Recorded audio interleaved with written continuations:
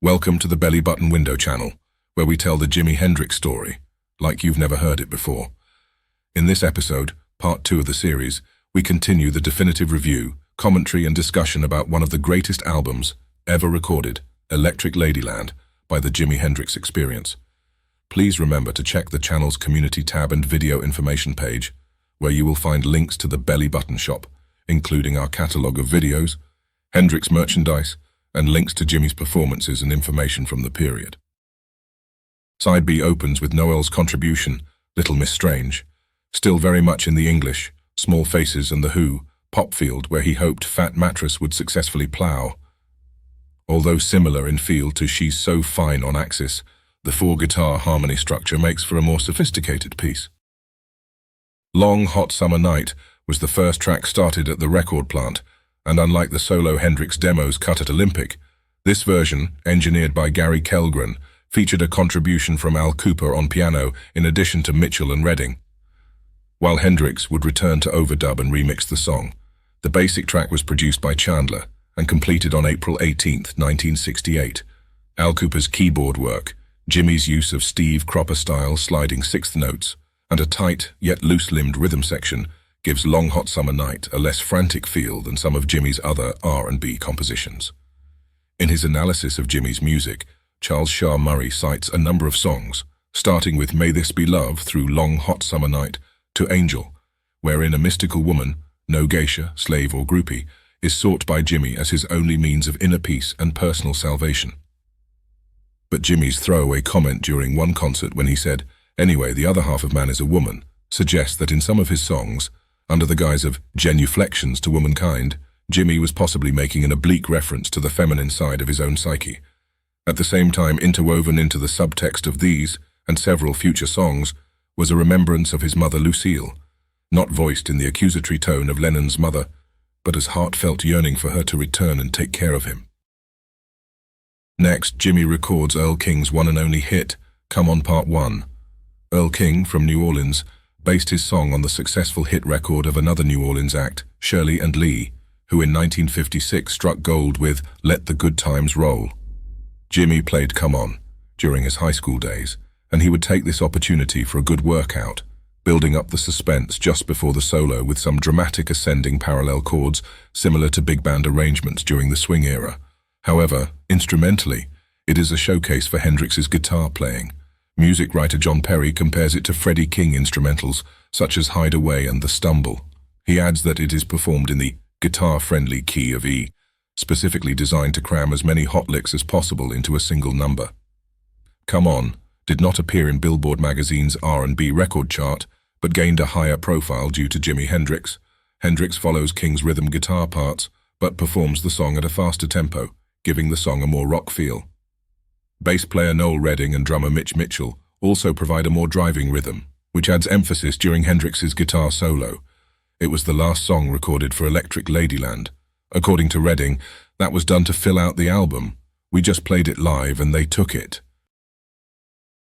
A simple yet effective bass drum and hi-hat figure, and some beautiful phased guitar and voice unison harmony introduced Gypsy Eyes.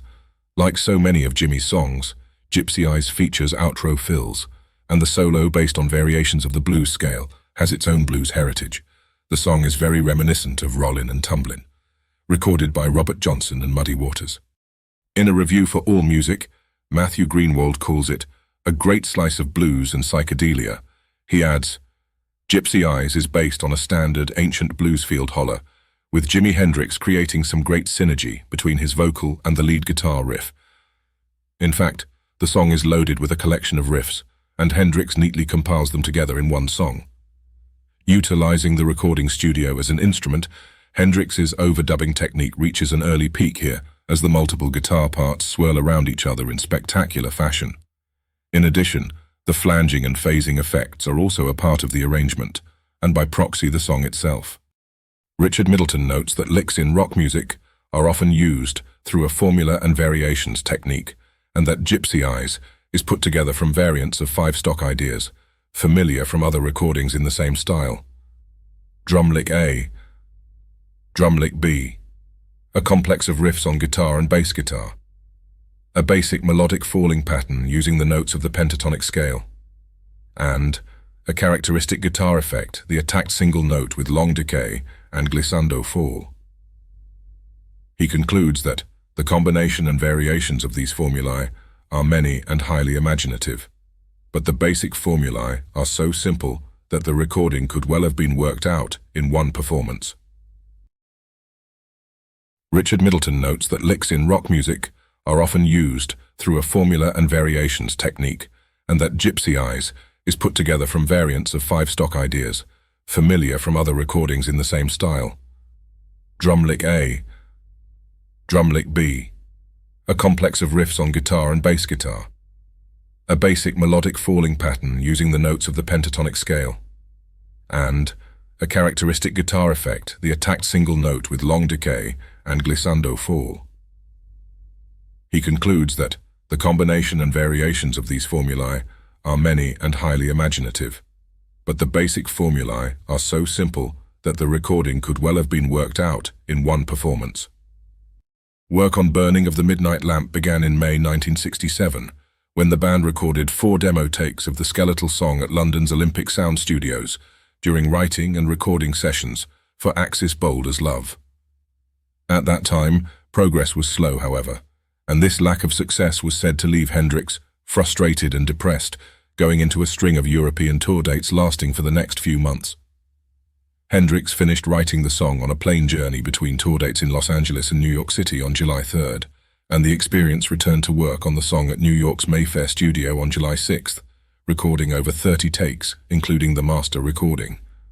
The following day, the song was completed with overdubs, including backing vocals by the Sweet Inspirations and mixing, with the final mix produced on July 20th. Production was led by Chaz Chandler, and the song was engineered by Gary Kellgren. Hendrix commentators Harry Shapiro and Cesar Glebic have described Burning of the Midnight Lamp as introspective and melancholy, and quote Hendrix as offering the following insight into the inspiration behind the song. There are some very personal things in there, but I think everyone can understand the feeling when you're traveling, that no matter what your address, there is no place you can call home. The feeling of a man in a little old house in the middle of a desert where he is burning the midnight lamp. You don't mean for things to be personal all the time, but it is. Analyzing this explanation further, Shapiro and Glebic propose the following. The house in the desert becomes a metaphor for Jimmy's own suffocating frustration at failing to produce the song he wanted in the studio, failing to communicate, or being a victim of failed understanding. The time for reflection on the plane leads Jimmy to consider the downside of being the electric gypsy. The circus comes to town and moves on, leaving no trace that it had ever been there. No roots, no home, no love. But Jimmy keeps his own flame of love. Ultimately, the lamp is a beacon. Jimmy calls out to anyone who cares to listen. Speaking about the musical content of the song, Shapiro and Glebic note that Burning of the Midnight Lamp features Hendrix playing a harpsichord in the intro, which the musician states just came to him, joking that he can't play no piano or harpsichord. He just picked out different little notes and started from there. The track also marks Hendrix's first use of the wah-wah effect on his guitar recording, described by the Jimi Hendrix Electric Gypsy authors as a sound forever associated with Jimi Hendrix. In preparation for the release of Burning of the Midnight Lamp, the Jimi Hendrix Experience played the song on a number of television and radio shows in mid-1967. On August 24th of that year, the band performed the track, live vocals over the studio backing track, at the BBC's Lime Grove Studios in London for TV show Top of the Pops. On September 5th, they played the track at a studio in Stockholm for Swedish radio station Radio Huset, released in 1991 on stages and in 2000 on the Jimi Hendrix Experience box set. And on October 6th, the song was recorded at the Playhouse Theatre for radio show Top Gear, broadcast on BBC Radio 1 a week later, released in 1988 on Radio 1 and in 1998 on BBC Sessions. Burning of the Midnight Lamp was released as a single in the UK by Track Records on August 19, 1967, backed with the specially recorded B-side, The Stars That Play with Laughing Sam's Dice. The single was also released in certain regions of Europe by Polydor Records. The release entered the UK singles chart on September 2, 1967 at number 32, spent 9 weeks in the chart, and achieved a peak position of number 18. lower than all three singles released previously. In Germany, the single peaked at number 27 during a 5-week stay on the media control charts, and on the mega charts in Netherlands it charted at number 20 for 2 weeks. A 4-track extended play, EP, was also released in Spain by Polydor, including 2 tracks previously included on Are You Experienced? Writing for music website AllMusic, Matthew Greenwald proposed that the song is one of Jimi Hendrix's more interesting records of his early career, praising the wildly imaginative psychedelic lyric and the striking musical performance. In the AllMusic review of the album, writer Cub Coda also identified Burning of the Midnight Lamp as one of the highlights of the record, along with Crosstown Traffic All Along the Watchtower, 1983, A Merman I Should Turn to Be, and Voodoo Child's Slight Return. Burning of the Midnight Lamp has been recorded by several artists. The first commercially released cover of the song was recorded by psychedelic soul group Rotary Connection for their 4th album, Songs, a cover album released in 1969 while Hendrix was still alive.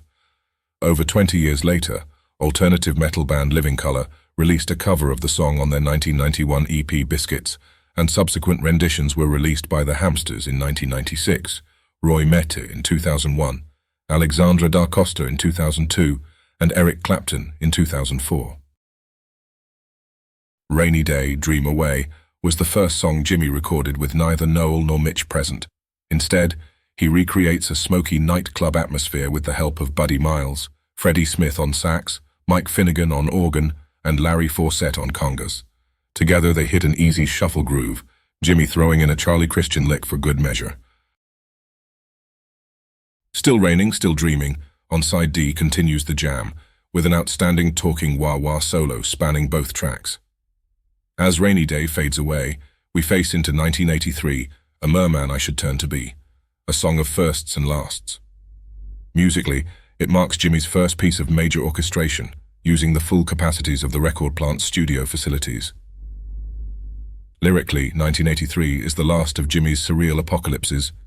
Despairing of mankind, he finally returns to the sea, the source of all life. Most of Jimi's later statements on the human condition were couched in more positive terms related to self-help and the fulfillment of self-potential. Jimi is the star child of Arthur C. Clarke's 2001 and speaks in a childlike way about the implementation of war, giant pencil and lipstick tube-shaped things. He is also Noah, scorned by onlookers as he prepares for Armageddon. The machine that we built would never save us, that's what they say. Jimi's 2 favorite metaphors appear, sand and water, to represent the impermanence of nature and the mirror of the soul, respectively.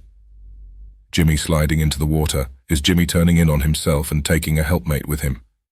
But in the phrases straight ahead is a direct reference to Jimi's belief in the power of positive thinking, apparent in his music, lyrics and interviews through all the rest of his life.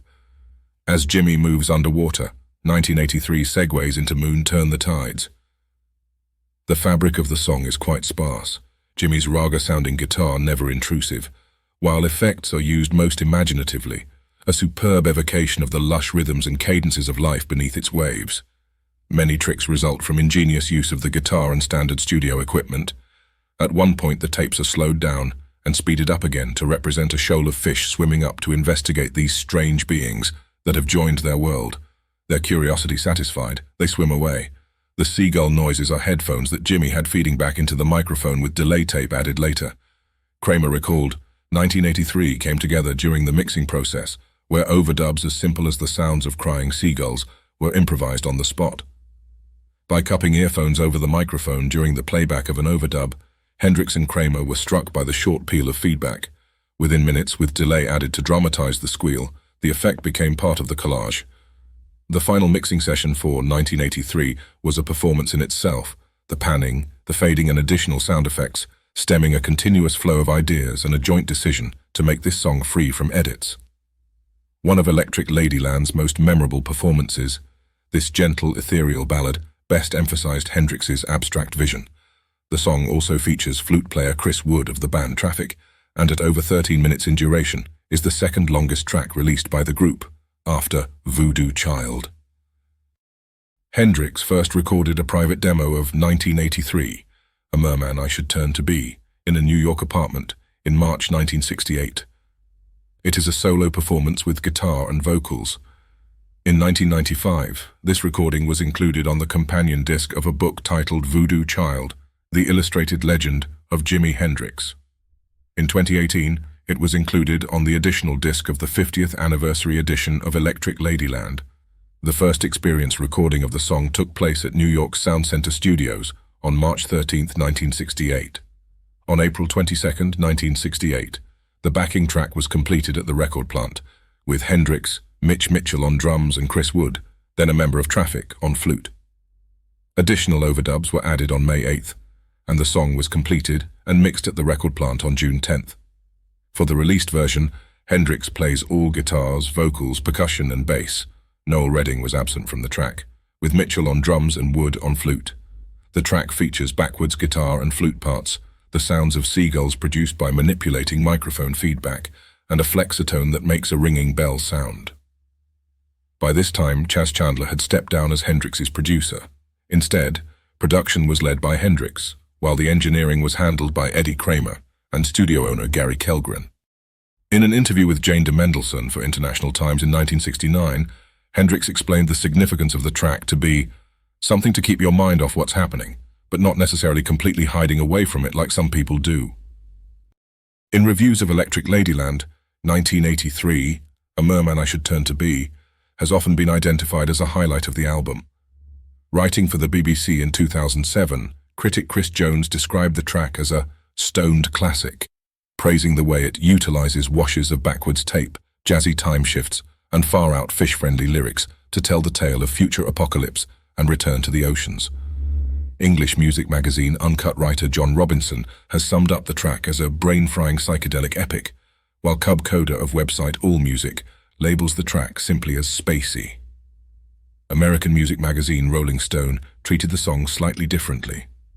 Dedicating a paragraph of his 1968 review of Electric Ladyland to the track, writer Tony Glover summarized the lyrical content of the song before noting that, with tape loops, melancholy guitar, and the flute of Chris Wood, Hendrix structures a beautiful undersea mood only to destroy it with some heavy-handed guitar. My first reaction was, why did he have to do that? Then I thought that he created a beautiful thing, but lost faith in it, and so destroyed it before anybody else could in several ways. A bummer. On side D, Still Raining. Still Dreaming continues the jam that started with Rainy Day, Dream Away, with an outstanding talking wah-wah solo spanning both tracks. Originally, Rainy Day and Still Raining were conceived as one song written in the back of a limousine, leaving the washed-out Miami Pop Festival earlier in 18 and 19 of May 1968. House Burning Down signals the beginning of Jimi's more overtly political stance, particularly on black issues. Although, as this song indicates, Jimi never had much sympathy with black militancy as championed by the Black Panthers. The lyric, as with so many of Jimi's songs, scans beautifully as a piece of poetry set to music. According to Hendrix author John McDermott, on May 1st, playing rhythm guitar and with Mitch and Noel accompanying, Hendrix cut House Burning Down, another track that had begun as a demo in London, and for the third time, the basic track was recorded. Now it was finally deemed finished, although even so, Hendrix would overdub and remix the song no fewer than 5 times in order to achieve the effect he desired. Jimi originally had the idea to record Dylan's I Dreamed I Saw St. Augustine, but thought it too personal to Dylan and changed his mind. Instead, he chose All Along the Watchtower, where Dylan confronts the chaos of fallen man and emerges from Armageddon chastened but intact, much as Jimi does in 1983. Jimi's version has to be the premier cover of a Dylan song. Dylan himself loved the new arrangement which enlivened and enriched the lyric. The central section of the song is a solo structured in 4 parts: straight rock lead, blues with slide on an electric 12-string, where Jimi sounds as if he is deconstructing the guitar and putting it back together again, a 6-string electric through a wah-wah, and finally a chord section ending on a series of ascending unison bends. According to Mitch Mitchell, All Along the Watchtower is a classic example of Hendrix's bass playing. Even being left-handed, he had no problem picking up a right-handed bass. He just had the touch. I think Noel got pissed off and was across the road in the pub, but the track didn't suffer. While Kathy Etchingham recalled, Jimi's great hero was Bob Dylan. I think they only met once in New York, and were both too stoned to do much more than grin at each other. When he brought the John Wesley Harding album back from America, we played it over and over again. Jimmy particularly loved a track which went, "I dream I saw St. Augustine, alive as you or I," but felt that it was too personal to Dylan for anyone else to be able to cover it. Then he thought he would do All Along the Watchtower, but was terrified that Dylan would laugh at him and the critics lay into him. "Just do it," I told him. "Don't worry so much." He got together a bunch of musicians, including Dave Mason and Brian Jones, who turned up with the most enormous sitar, and we headed down to the studio in Barnes. As soon as he got there and started playing, Jimmy realized he had brought the wrong guitar. It wasn't quite the tone he wanted, or something, and he sent me back in a taxi to get another one. When he finally got going, the music just flowed out of him, and even Dylan has been quoted as saying that on the resulting track, Jimmy had made the song his own. As mentioned, All Along the Watchtower was a song by American singer-songwriter Bob Dylan from his 8th studio album, John Wesley Harding, which was released in 1967. The song was written by Dylan and produced by Bob Johnston.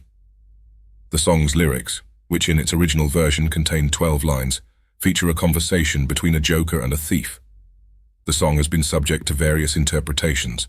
Some reviewers have noted that it echoes lines in the Book of Isaiah, chapter 21, verses 5 to 9. Dylan has released several different live performances, and versions of the song are included on some of his subsequent greatest hits compilations. Hendrix was musically attracted to Dylan's songs several times in his career.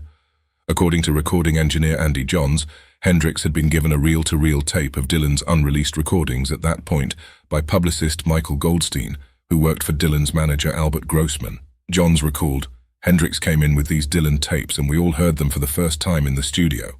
He initially intended to record I Dreamed I Saw St. Augustine, but changed this to All Along the Watchtower. 2 years later he would also record Drifter's Escape from the John Wesley Harding album. All Along the Watchtower was the second of Dylan's songs Hendrix had adapted to his own style, the first being Like a Rolling Stone played earlier at Monterey." According to Hendrix's regular engineer Eddie Kramer, the guitarist cut a large number of takes on the first day of recording in January in London, shouting chord changes at Dave Mason, who featured at the session and played an additional 12-string guitar. Halfway through the session, Noel Redding became dissatisfied with the proceedings and left. He would later note that he disliked the song and preferred Dylan's version. Mason then took over on bass. According to Kramer, the final bass part was played by Hendrix himself. Hendrix's friend and Rolling Stones multi-instrumentalist, Brian Jones, contributed the dry rattles featured in the intro, played on a vibra-slap. This sparse version without any overdubs would eventually appear on the South Saturn Delta compilation released in 1997. Kramer and Chas Chandler mixed the first version of All Along the Watchtower on January 26 in 1968, but Hendrix was quickly dissatisfied with the result and went on re-recording and overdubbing guitar parts during June, July and August at the Record Plant studio in New York City. Engineer Tony Bongiovi has described Hendrix becoming increasingly dissatisfied as the song progressed, overdubbing more and more guitar parts, moving the master tape from a 4-track to a 12-track to a 16-track machine. Bongiovi recalled, "Recording these new ideas meant he would have to erase something. In the weeks prior to the mixing, we had already recorded a number of overdubs, wiping track after track. Hendrix kept saying, 'I think I hear it a little bit differently.'" Apparently, Hendrix was trying to record what is referred to in the song as a deep tone with a heavy beat, which was not highlighted in Dylan's version. By the end of the sessions, Kramer and Hendrix had 16 tracks to use for mixing the song that soon became the intended single of the album. In the US, Reprise Records issued the song as a single on September 2, 1968, with the B-side featuring Burning of the Midnight Lamp, over a month prior to the album release on Electric Ladyland. Dylan gave it a glowing review in the Melody Maker magazine, which pleased Hendrix greatly. It reached number 20 on the US Billboard Hot 100 chart, Hendrix's highest-ranking American single and only top 40 hit to date. Track Records released the single on October 18th, and it reached number 5 in the British charts, becoming the first UK stereo-only single to do so. Hendrix soon became reluctant about performing the song live, and after 3 months, it disappeared from the set list.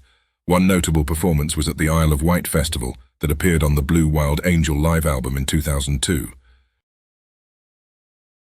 In 1995, Dylan described his reaction to hearing Hendrix's version. "It overwhelmed me, really. He had such talent, he could find things inside a song and vigorously develop them. He found things that other people wouldn't think of finding in there. He probably improved upon it by the spaces he was using. I took license with the song from his version, actually, and continue to do it to this day." While in the booklet accompanying his 1985 Biograph album, Dylan said, "I like Jimi Hendrix's record of this, and ever since he died, I've been doing it that way. Strange how when I sing it, I always feel it's a tribute to him in some kind of way." In 1974, Dylan, with the band, embarked on his first concert tour since his 1966 World Tour. From the first show of the Bob Dylan and the Band 1974 tour on January 3rd in Chicago, the shows featured what some have described as a Hendrixized version of All Along the Watchtower. And since that first live performance, Dylan has consistently performed the song closer to Hendrix's version than to his own original recording. That concludes this installment of the Electric Ladyland special. Stay tuned for episode 3, where we shall continue the examination of the Electric Ladyland album. Just a reminder that the Belly Button window catalog is now available to download or stream for a fee, plus the availability to view uncensored and extended episodes. All you need do is follow the links and visit our video shop. Don't forget to subscribe for future content updates. And by the way, if you have any stories or anecdotes to contribute, we would love to hear from you. Until next time.